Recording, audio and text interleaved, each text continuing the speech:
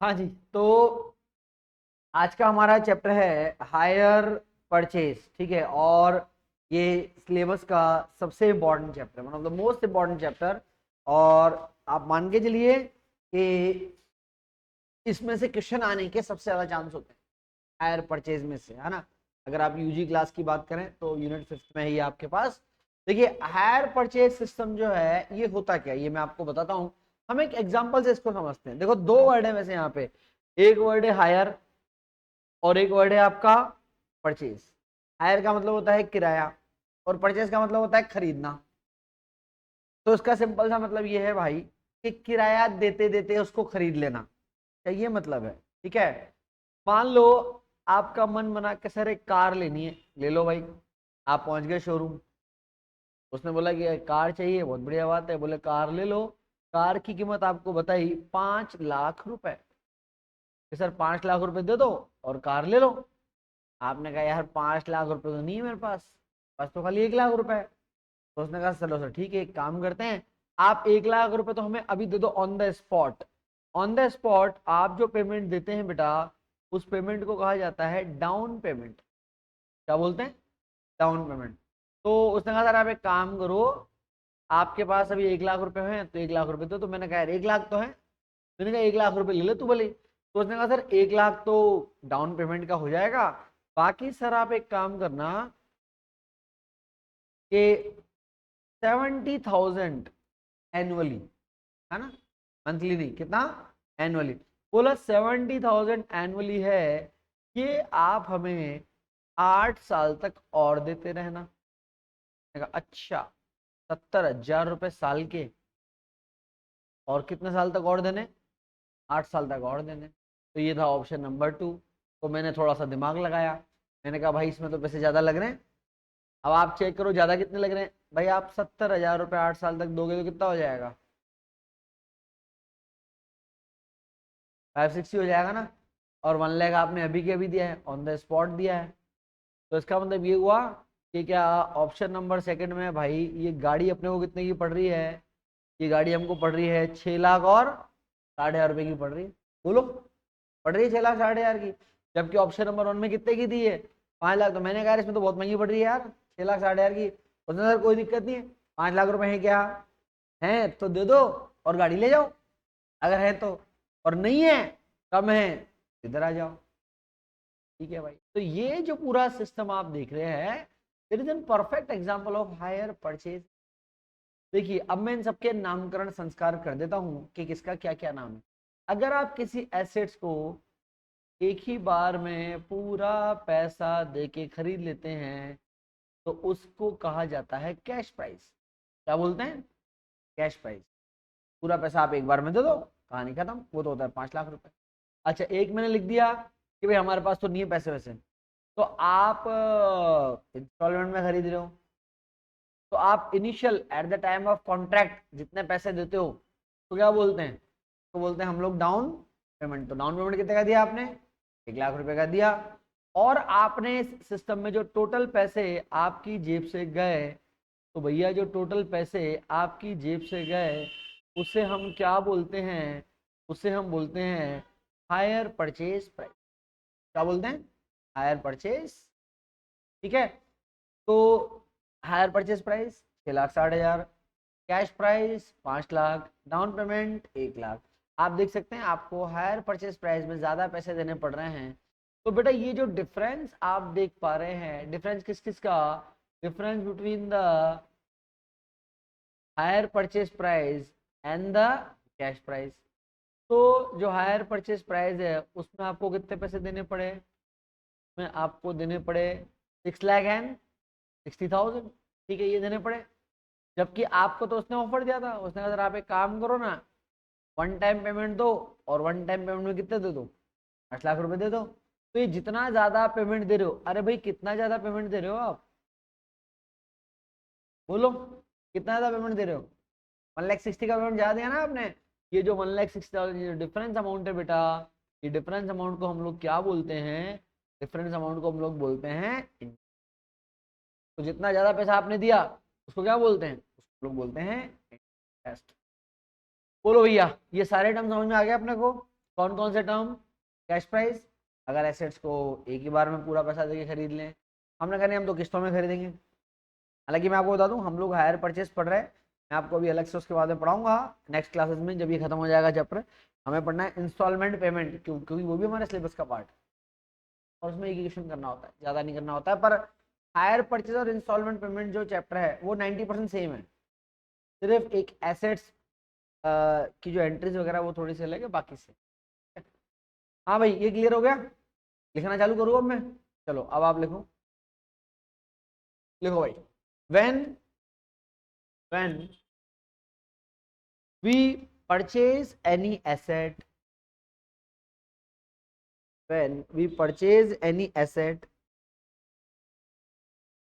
we purchase any asset, then we purchase any asset, then purchase any asset, then any asset. We have two options. We have two options.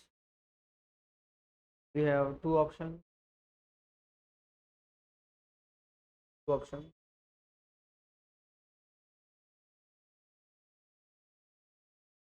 If we pay, if we pay, we pay total amount, if we pay total amount, total amount, total amount of rupees, sorry, if we pay the total amount in one installment, we pay the total amount in one installment, then it will be known as cash price. It will be known as cash price. It will be known as cash price. Cash price. In the second option, in the second option,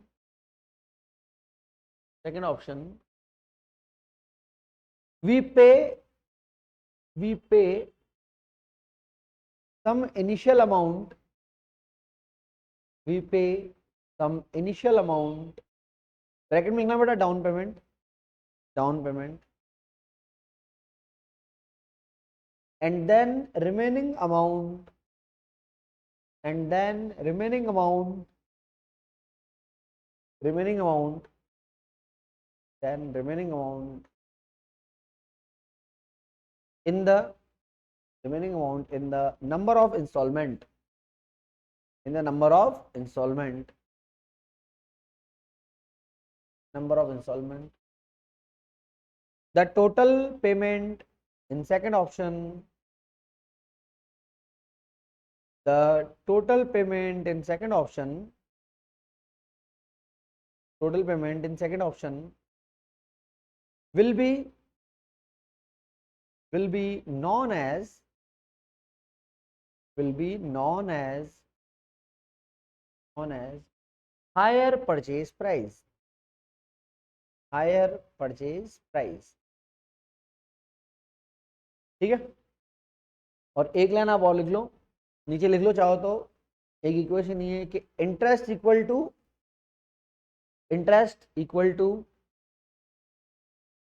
interest equal to hire purchase price minus cash price, hire purchase price minus cash. ठीक है,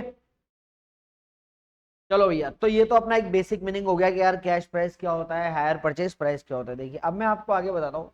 देखिए होता क्या है, आप यहाँ देख सकते हो कि यार ये जो आप पेमेंट कर रहे हो टोटल 6,60,000 रुपए का, इसमें तो इंटरेस्ट इंक्लूडेड है। तो आपको करना क्या होगा मैं आपको बता, देखो ये जो आप देख रहे हो ना 1 लाख का तो डाउन पेमेंट और बाकी 5,60,000 अलग से दे रहे हो। तो एक चीज आप ध्यान रखना कि डाउन पेमेंट में कभी इंटरेस्ट नहीं होता है। उसका रीजन है क्योंकि डाउन पेमेंट तो आपने आज के आज ही दे दिया। मान लो आप तो आज ही एसेट्स खरीदने गए, और आज ही आपने सौदा करा, तो 1 लाख रुपए तो आपने आज ही दे दिए ना, तो आप बोलोगे भैया इसमें कहीं का इंटरेस्ट, ये तो हमने आज ही दिए। तो ध्यान रखिएगा, जो डाउन पेमेंट होता है उसमें कभी इंटरेस्ट नहीं होता। इंटरेस्ट जो जुड़ा हुआ है वो पूरा किस में जुड़ा हुआ है, 5 लाख और 60,000, 5,60,000 इसमें जुड़ा हुआ है इंटरेस्ट। यानी कि आप तो ऐसे बेंगे की तरफ क्यों देखता है? हाँ हाँ हाँ। ओ पागल, 5 में से 1 पेमेंट नहीं हुआ, 5 तो अलग ही चल रहा है। ये टोटल पेमेंट है 660, 60 में से कितना पेमेंट किया, 1 लाख, बचा कितना, 560। अब ये जो 560 है ना, आप बात को समझो, बचपन में अगर आपने पढ़ा हो इंस्टॉलमेंट कैसे बनता है, इंस्टॉलमेंट में 2 एलिमेंट होते हैं, कौन कौन से, एक तो होता है बेटा आपका प्रिंसिपल, और एक होता है आपका इंटरेस्ट। अभी आपको करना है क्या, मैं आपको बताता हूँ, सिंपल एंड लॉजिकल। आप ये इंस्टॉलमेंट दे रहे हो 70,000 रुपए हर साल के, हमें अब ये कैलकुलेट करना है यार कि जो हम 70,000 रुपए का इंस्टॉलमेंट हर साल देंगे, उसमें से प्रिंसिपल कितना है और इंटरेस्ट कितना है। तो अपने को निकालना पड़ेगा ना कि 70,000 आप जो दे रहे हो उसमें इंटरेस्ट कितना है और प्रिंसिपल कितना। ठीक है, तो इसीलिए क्या होता है बेटा, हायर परचेस के अंदर कुछ टेबल्स आपको बनाने पड़ेंगे। फाइन, जब टेबल आप बनाएंगे तो भाई टेबल कैसे बनेंगे, तो टेबल का डायग्राम मैं आपको बनवा देता हूं। टेबल जो है वो हमारे पास, ये आपके टेबल्स, और जो टेबल्स बनेंगे वो कुल मिला के आपके बनेंगे 7 डिफरेंट तरीके के टेबल बनते हैं, 7 डिफरेंट टाइप ऑफ टेबल।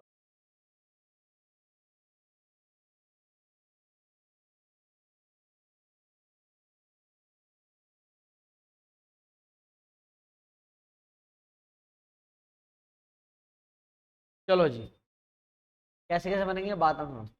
सबसे पहले आपको क्या चेक करना है, आपको क्वेश्चन में चेक करना है कि इंटरेस्ट रेट, अगर इंटरेस्ट रेट गिवन है तो ठीक है, या तो इंटरेस्ट रेट क्वेश्चन में गिवन होगी, या फिर इंटरेस्ट रेट क्वेश्चन में गिवन नहीं होगी। तो सबसे पहले क्या चेक करना है कि इंटरेस्ट रेट है या नहीं है। ठीक है साहब, अगर इंटरेस्ट रेट है, गिवन है, तो फिर आप क्या चेक करोगे, आप चेक करना बेटा कि क्या आपको क्वेश्चन में कैश प्राइस जो है, क्या कैश प्राइस आपको गिवन है, ठीक है, या फिर cash price is not given. तो कैश प्राइस इज गिवन, या फिर क्या लिखेंगे हम लोग, cash price is not given. ठीक है, गिवन और ये हमको चेक करना पड़ेगा। अब अगर कैश प्राइस गिवन है ना, अगर आपको कैश प्राइस गिवन है, इसका मतलब ये हो गया हमने चेक किया interest rate, interest rate given था, फिर इंटरेस्ट रेट के बाद कैश प्राइस भी गिवन था, जैसे अभी आप जो क्वेश्चन कर रहे हो उसमें सब गिवन था। तो इसमें बनते हैं 2 केस बेटा। 2 केस कौन कौन से बनते हैं, नंबर वन आपका बनेगा, ये लिख लो आप चाहो तो साथ साथ में, केस नंबर 1 आप पूरा लिख लेना, interest already included, interest already included in installment, already included in installment। ये कैसे चेक करोगे, आप चेक करना कि क्या आपका जो हायर परचेज प्राइस है ना, कैश प्राइस से ज्यादा आ रहा है कि नहीं आ रहा है क्वेश्चन। जैसे अभी मैंने जो आपको एग्जांपल लगाया वो यही केस है, पहले ही केस है, आपका हायर परचेज प्राइस तो कितना है 660 है ना, और कैश प्राइस 5 लाख है, तो यही वाला केस है वो। ये तो होता है केस नंबर 1। केस नंबर 2 क्या होगा आपके पास, केस नंबर 2 होता है बेटा आपके पास when interest is not included in installment, interest not included in given payment कर देते हैं, यानी कि हमको जो पेमेंट दिया गया है उसमें इंटरेस्ट इसने इंक्लूड नहीं किया है।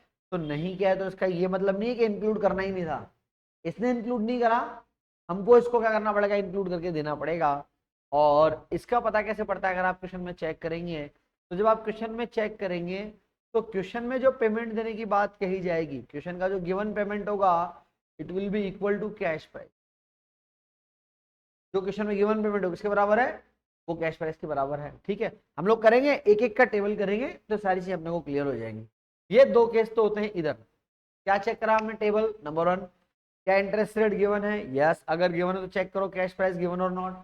अगर कैश प्राइस गिवन है तो दो case, interest already included in instalment number 1 और number 2 interest not included in the given payment. ठीक है, दो केस ये बनते हैं। अब अगर मान लो आपने चेक करा कि इंटरेस्ट रेट तो गिवन था लेकिन क्या नहीं है भाई, कैश प्राइस गिवन नहीं है। कैश प्राइस गिवन नहीं है तो कोई बात नहीं, कैश प्राइस गिवन नहीं तो कैश प्राइस निकालना पड़ेगा। ठीक है, कैश प्राइस निकालने के दो तरीके होते हैं बेटा। मेथड नंबर 3 तो है हमारा table value method, table value method, ये हमारा मेथड नंबर 3। और हमारा मेथड नंबर 4 रिवर्सल मेथड, ये आपका रिवर्सल मेथड।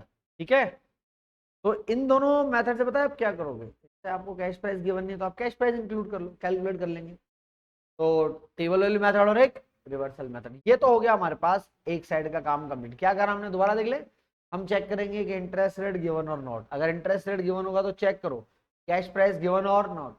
अगर कैश प्राइस गिवन है तो चेक करो interest already included in instalment और interest not included in the given payment. ठीक है, अगर कैश प्राइस गिवन नहीं होगा तो चेक करो table value given, table value method sorry, और एक आपका रिवर्सल मेथड। ये दो तरीके होते हैं कैश प्राइस को निकालने के। फाइन, अब आ जाओ आप अगली साइड में कि भैया अगर हम क्वेश्चन में हमको इंटरेस्ट रेट ही नहीं दी हुई है, बढ़िया बात है, नहीं दी हुई क्या करें। अगर इंटरेस्ट रेट नहीं दी हुई है तो इधर लगेंगे अगले तीन मेथड, चार तो उधर लिख दिया अपन ने, इधर आएगा 5 6 7। मेथड नंबर 5, तो मेथड नंबर 5 कौन सा है, ये आएगा व्हेन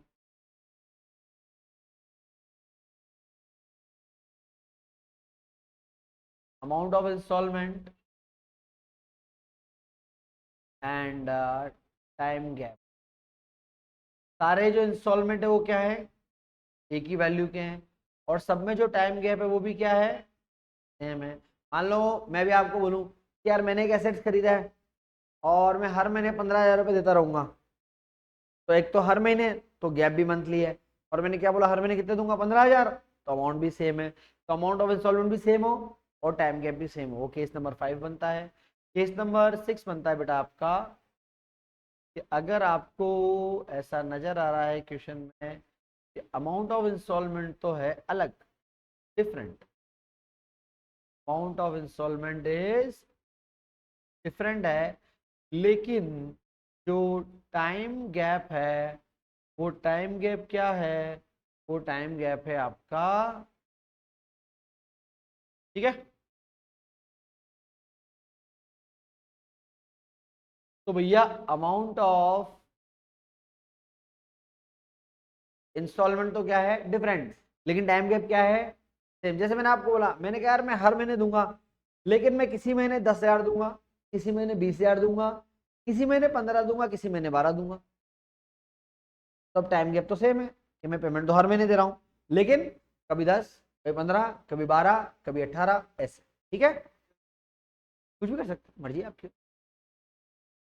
और लास्ट केस नंबर 7, जब दोनों ही अलग अलग हैं, दोनों क्या क्या भैया, कि जितने आपके इंस्टॉलमेंट के अमाउंट हैं, आपका जो अमाउंट ऑफ इंस्टॉलमेंट है वो क्या है, वो है आपका डिफरेंट, और जो टाइम गैप है वो टाइम गैप भी क्या है, वो टाइम गैप भी आपका है डिफरेंट। ठीक है, देखो ध्यान रखिएगा, मैंने अभी एक भी केस आपको सॉल्व नहीं कराया है, अभी तो मैं नाम लिखा रहा हूँ कि आप पहचानोगे कैसे यार। आपको पहचानना भी तो आना चाहिए ना कि टेबल नंबर 1 to 7 में कौन सा टेबल लगाएंगे। चलिए फटाक से इसको करें कॉपी, और फिर आपको कराएंगे इसके क्वेश्चन। ये पूरा का पूरा डायग्राम है आपका, इसको आप कॉपी कर लें, स्क्रीनशॉट कर लें।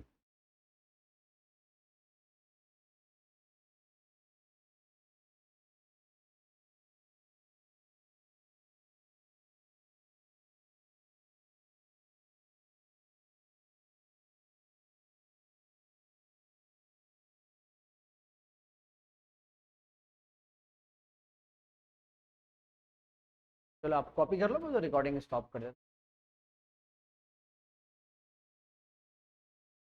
हाँ बेटा देखिए, तो ये हमने टेबल लिख लिया सारे। अभी हम लोग केस नंबर 1 को सॉल्व करते हैं। तो मेरी बुक तो लगी चिड़िया यहाँ से, मेरे को बुक दो 1 मिनट। आपकी बुक का ही इलस्ट्रेशन वही मैं करा देता हूँ।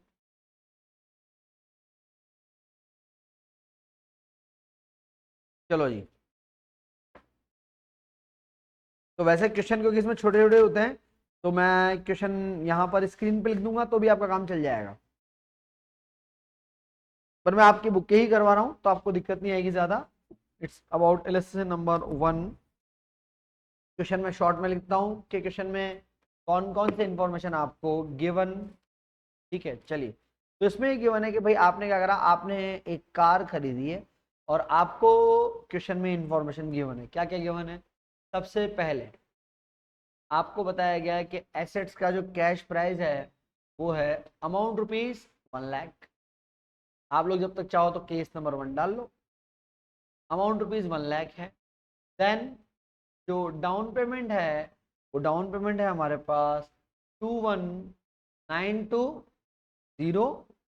हमसे कहा जाता है कि हम हर साल 40,000 रुपए का इंस्टॉलमेंट देंगे। एनुअल है बताइए, 40,000 का इंस्टॉलमेंट देना है। कितने साल तक देना है ये? 3 साल तक देना है। अच्छा 40,000 रुपए साल के दोगे तो 3 साल में कितने पैसे दे दोगे आप? 120 दे दोगे। और फिर आपको क्वेश्चन में दिया गया है कि जो इंटरेस्ट रेट है वो है 25%। ये इंटरेस्ट रेट आपका कितना? 25%। It's per annum. फाइन। ये क्वेश्चन आपको दिया हुआ है, आपकी बुक का है इलस्ट्रेशन नंबर 1, पेज नंबर 3.3 पे। ठीक है। अब सबसे पहली चीज जो मैं आपको बोल रहा हूँ, भाई हमको पहले टेबल आइडेंटिफाई करना तो आए। तो टेबल आइडेंटिफाई कैसे करते हैं? हमने कहा कि भाई सबसे पहले क्या करो, सबसे पहले आप चेक करो इंटरेस्ट रेट इज गिवन और नॉट। और फिर क्या चेक करना है? कैश प्राइस इज गिवन और नॉट। तो चेक करते हैं हमारे क्वेश्चन में। बताइए भैया, इंटरेस्ट रेट इज गिवन और नॉट? बोलो। Given. And number 2, cash price is given और नॉट? Also given. ठीक है। अब इसका मतलब ये केस नंबर 1 या 2 दोनों में से एक होने वाला। देखो आपका हायर परचेस प्राइस कितना है बेटा, चेक करो। हायर परचेस प्राइस कैसे निकालते हैं? DP plus all instalment. कितना है ये? 141,920। मैंने आपसे कहा था आइडेंटिफाई ऐसे कर लेना आप, अगर आप चेक कर पा रहे हैं कि आपका एचपी ज्यादा आ जाए और सीपी कम आ जाए, जैसा कि मैंने उस केस में भी लिखाया था आपको, केस नंबर 1 ये लिखा हुआ, HPB must be more than CP. तो सारी कंडीशन सेटिस्फाइड हो गई आपकी। आपका सीपी तो 1,00,000 है, एचपीबी कितना है? 141 × ठीक है। चलिए आप लिखें, पहले 2 लाइन का थ्योरी पर लिखेंगे, फिर इस क्वेश्चन को मैं सॉल्व कराता हूं। लिखें case number 1। Case number 1। Case number 1 कोई डाल रहा है, मेरे को तो लिखाना है। Case number 1। ठीक है। इसमें आप लिखो in that condition, in that condition, in that condition we will calculate, that condition we will calculate the interest, calculate the interest on outstanding amount, on outstanding amount of cash price, outstanding amount of cash price, outstanding amount of cash price। ठीक है। नीचे एक note लिखें आप, common note है हर किसी के लिए, मैंने वैसे आपको बता दिया है, लिखें there is no payment, there is no interest, there is no interest, no interest included in the, there is no interest included in the, included in the down payment, no interest included in the down payment।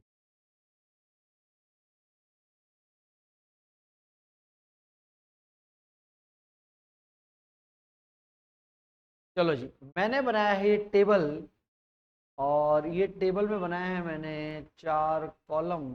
ये चारों column क्या बता रहे हैं मैं आपको बताता हूँ, एक एक करके आराम से सीखिएगा। सबसे ज़्यादा ये वाला टेबल जो है वो क्वेश्चन में पूछा जाता है। मैंने एक टेबल बनाया है, और जो टेबल है वो टेबल है आपके पास, it is the calculation of interest. भाई टेबल का नाम आप लिखना चाहो तो लिख लो, कैलकुलेशन। किसका कैलकुलेशन? Calculation of interest. हाँ, इस वाले का, केस नंबर उनका ये नाम। ठीक है, अब आप बात समझना, कॉपी बाद में करना, भी कॉपी मत करना, ठीक है। देखो, सबसे पहले जो जो इंस्टॉलमेंट पे करने हैं मैं लिख लेता हूँ। आपको सबसे पहले क्या करना है, डाउन पेमेंट देना है ना। आप अगर क्वेश्चन देखेंगे तो डाउन पेमेंट है 21,920 रुपए का। और फिर आपसे कहा गया बेटा कि डाउन पेमेंट देने के बाद हर साल कितना कितना पैसा देना है आपको, 40,000, देन 40,000, देन 40,000 रुपये, यही कहा गया था आपसे। अगर आपको याद आ रहा है तो ठीक है, याद नहीं आ रहा तो मैं याद दिला देता हूँ। मेरा क्वेश्चन कहाँ गया, नीचे लिखा हुआ था थोड़ा सा, ये रहा। क्या देना है, डाउन पेमेंट 21,920, और 40,000 कितने साल तक देने हैं, 3 साल तक। मैंने 4 कॉलम में से ये पहला कॉलम तो भर दिया। कॉलम नंबर 1 ये है, कॉलम नंबर 2, कॉलम नंबर 3, और कॉलम नंबर, ठीक है। चलिए, एक नोट आप लिख लिया था, there is no interest included in the down payment. अगला नोट लिखें आप, लिखो अगला note. Cash price is also known as, cash price is also known as principal. Cash price is also known as principal for the calculation of, for the calculation of outstanding cash price, calculation of outstanding cash price, outstanding cash price, principal included in each installment, principal included in each installment will be deducted, will be deducted, will be deducted। ठीक है, हाँ जी। अब आप समझिए इसका meaning क्या है। सबसे पहले आप जब एसेट्स खरीदने गए भाई, तो आपके पास कैश प्राइस कितना बताया था उसने, अमाउंट रुपीज 1 लाख। हमने सबसे पहले कितना दे दिया, 21,920 दे दिया। अब एक बात समझो, क्या डाउन पेमेंट में बेटा इंटरेस्ट होता है क्या,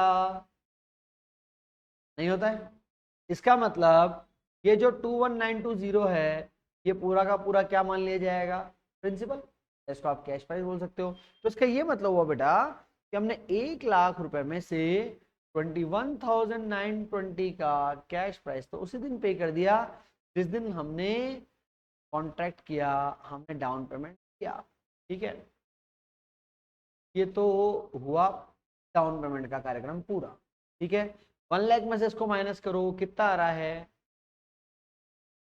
इट विल बी 7,808, ये बच रहा है। हाँ, आउटस्टैंडिंग कैश प्राइस, कॉलम किसका है, कैश प्राइस कितना है एसेट्स का, 1 लाख ही तो है। तो आप बोल रहे हो 141,920, वो तो हायर परचेज प्राइस है। हमें कॉलम कौन सा बनाना है, आउटस्टैंडिंग कैश प्राइस। तो आप देखो ना, आपने एसेट का कैश प्राइस कितना लिखा हुआ है, ये ना कैश प्राइस तो 1 लाख ही है ना। तो 1 लाख में से आपने क्या करा कि 21,920 तो उसी दिन दे दिया। तो इसका मतलब आपके ऊपर कैश प्राइस कितना बचा हुआ है, 7,808। अब इंटरेस्ट रेट कितना है, 25% है ना, इस पे लगेगा इंटरेस्ट। निकालो जी, 7,808 का निकालो, 25% कितना आता है, 19,520। अब आप लॉजिकल मीनिंग समझना भैया, आप पहले साल के एंड में 40,000 रुपये दोगे, 40,000 में से अगर 19,520 आपका इंटरेस्ट है, तो बचा हुआ क्या है, बचा हुआ प्रिंसिपल है ना। तो इसका मतलब ये हुआ ना कि अगर मैं कॉलम नंबर 4 निकालना चाह रहा हूं, तो क्या कॉलम नंबर 4 को मैं 2 - 3 करके निकाल सकता हूं क्या, यही करना है। निकालो, 2 - 3 कितना आ रहा है, 30,480। यानी कि बेटा जब पहले साल का एंड होगा हम 40,000 का पेमेंट करेंगे, उसमें 19,520 तो क्या है, इंटरेस्ट, बाकी बचा हुआ क्या है, प्रिंसिपल। अब यही प्रिंसिपल यहां लेस होगा 2048, ठीक है। क्योंकि अभी अगर आपको आपने एक लाइन लिखी हुई है, आपने लिखा है कि आप चाहो तो पढ़ लो, आपने लिखा है कि प्रिंसिपल या cash price included in each instalment will be deducted in the calculation of outstanding cash. ये सेंटेंस लिखा हुआ है आपने कॉपी में। तो इसका मतलब 78,080 में से 20,480 का कैश प्राइस गया, कितना बचा भाई, 57,600। भाई इसका मतलब अब जो इंटरेस्ट लगेगा वो लगेगा 57,600। 57,600 का निकालो 25%, 14,400। तो भैया इसका मतलब ये कि जब आप सेकेंड ईयर के एंड पे 40,000 दोगे, उसमें 14,400 का तो इंटरेस्ट है, तो प्रिंसिपल कितने का है, 25,600 का प्रिंसिपल है, ठीक है। तो इसका मतलब प्रिंसिपल अब कितना कम होगा, 25,000 और, अब भैया कितना बचा आपके पास मामला देखो, आखिर में कितना बचा, आउटस्टैंडिंग कैश प्राइस 32, इंटरेस्ट कितना लगाओगे बेटा देखो,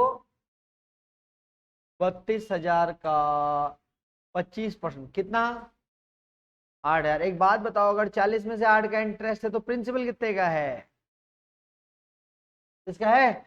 अब अगर मैं यहाँ 32 में से 32 माइनस कर दूं तो क्या मेरा टेबल खत्म हुआ कि नहीं हुआ, हो गया finish. That's all about case number 1। सिर्फ क्या ऑब्जेक्ट होता है, आपको क्या आना चाहिए, इंटरेस्ट निकालना आना चाहिए।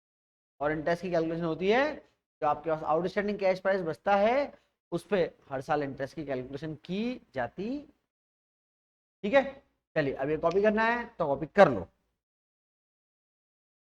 जब तक आप कॉपी कर लो मैं एक आपके लिए प्रसाद ढूंढ लेता हूं। यहाँ से आपका केस नंबर 1 का टेबल, क्वेश्चन अगर आप लिखना चाहो तो लिख लो, वैसे तो आप क्वेश्चन आपकी बुक में है, एलएसएस नंबर 1 है बुक का।